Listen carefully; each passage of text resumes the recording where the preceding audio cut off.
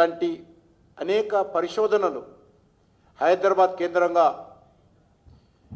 ఇప్పటికే ఉన్నది. దాని మరింత పెరగాలని ఇక్కడ ఉన్నటువంటి బయోఫార్మా ఆర్గనైజేషన్స్ చాలా రోజుల నుంచి రిక్వెస్ట్ చేస్తూ ఉన్నాయి. దీని నైపర్ ద్వారా అది మన హైదరాబాద్కు ఎంతో ఉపయోగపడుతుందనే విషయాన్ని సందర్భంగా మనం చేస్తూ ఉన్నాం.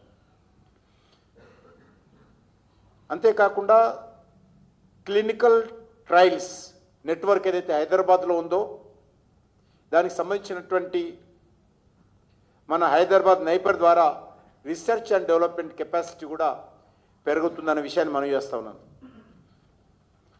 ఈరోజు మనము ప్రపంచంతో పోటీ పడాలి కాబట్టి ఫార్మా, ఎందుకంటే మన దేశం నుంచి అత్యధికమైనటువంటి ఫార్మా ఎక్స్పోర్ట్స్ హైదరాబాద్లో ఉన్నాయి.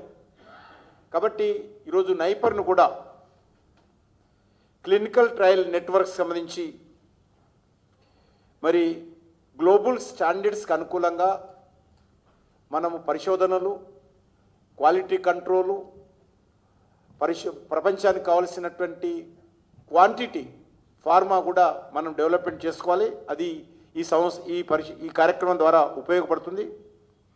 గ్లోబల్ బయోఫార్మా మ్యానుఫ్యాక్చరింగ్ హబ్గా ఈరోజు హైదరాబాదు కీలక పాత్ర పోషిస్తున్న విషయాన్ని ఈ సందర్భంగా మనయేస్తున్నాను.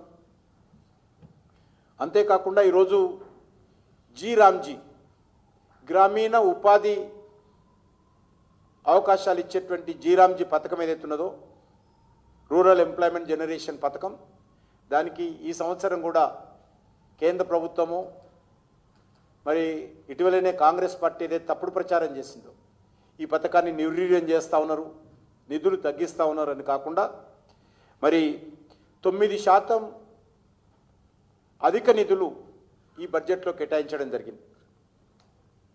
88,000 కోట్ల బడ్జెట్ ఉన్నటువంటి దేశంలో ఈ సంవత్సరం ఆల్మోస్ట్ 96,000 క్రోర్స్ ఈ యొక్క రామ్జీకి నిధులు పెంచడం జరిగిందనే విషయాన్ని మనం చేస్తూ ఉన్నాను. అంతేకాకుండా ఫెర్టిలైజర్ కోసం అది కూడా తప్పుడు ప్రచారం చేసేటువంటి ప్రయత్నం చేశారు. కోతలు విధిస్తుంది, మరి దాని మీద సబ్సిడీ తగ్గిస్తుందనే విషయాన్ని మనకు అనేక సంవత్సరాలుగా కరోనా అప్పటి నుంచి కూడా ప్రపంచవ్యాప్తంగా ఈ ఫెర్టిలైజర్ క్రైసిస్ ఏర్పడి అనేక దేశాలు, అమెరికాతో సహా అనేక దేశాలు కూడా ఫెర్టిలైజర్ మీద రేట్లు పెంచారు. కానీ గత 12 సంవత్సరాలుగా ఫెర్టిలైజర్ మీద రేట్లు పెంచకుండా ప్రపంచవ్యాప్తంగా ఎరువుల మీద పెరుగుతున్నటువంటి సబ్సిడీని కేంద్ర ప్రభుత్వమే భరిస్తూ ఈరోజు రైతులకు మరి ఎరువులు సరఫరా చేస్తున్నటువంటి ప్రభుత్వము నరేంద్ర మోడీ గారి ప్రభుత్వం అని సందర్భంగా మనం చేస్తున్నాం. ఆల్మోస్ట్ 1,30,000 కోట్ల రూపాయల సబ్సిడీ, 1,30,000 కోట్ల రూపాయల సబ్సిడీ, ఫెర్టిలైజర్ సబ్సిడీ కేంద్ర ప్రభుత్వం ఈరోజు రైతాంగానికి అందిస్తున్న విషయాన్ని ఈ సందర్భంగా మనయేస్తున్నాను. అంతేకాకుండా ఈరోజు టెక్స్ ఈకో అనేటువంటి కార్యక్రమం ద్వారా మన తెలంగాణలో వస్త్ర ఉత్పత్తి పరిశ్రమలకు, అదేవిధంగా చేనేత పరిశ్రమకు లాభం చేకూరుతుంది. ఎందుకంటే మనం వరంగల్ ఇప్పటికే కేంద్ర ప్రభుత్వం ద్వారా కాకతీయ మెగా టెక్స్టైల్ పార్క్ ఏదైతే మనము భూమి పూజ చేసుకొని నరేంద్ర మోడీ గారి చేతుల మీదుగా ప్రాజెక్టు పనులు ప్రారంభించుకున్నాము. ఆ సంస్థకు చాలా లబ్ధి చేకూరుతున్న విషయాన్ని కూడా ఈ సందర్భంగా మనం చేస్తున్నాం. ఈరోజు ప్రతి జిల్లాకు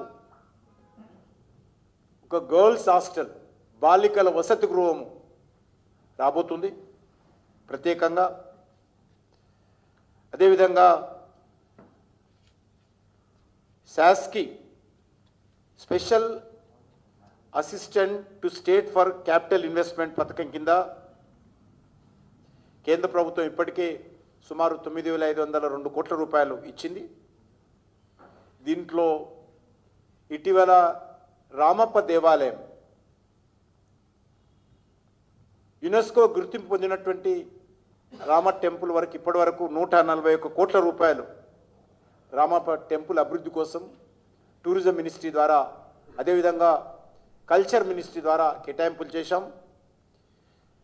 ఆ రకంగా సోమశిల వెల్నెస్ సెంటర్ కోసం కూడా 68 కోట్లు కేటాయింపులు చేయడం జరిగింది. త్వరలోనే అర్బన్ డెవలప్ మినిస్ట్రీ కూడా శాస్కీ ద్వారా హైదరాబాద్ డెవలప్మెంట్ కోసం కూడా నిధులు కేటాయించబోతుంది. ఆ పథకాన్ని ఇప్పటికే మరి క్యాబినెట్ అప్రూవల్ త్వరలోనే కాబోతుంది.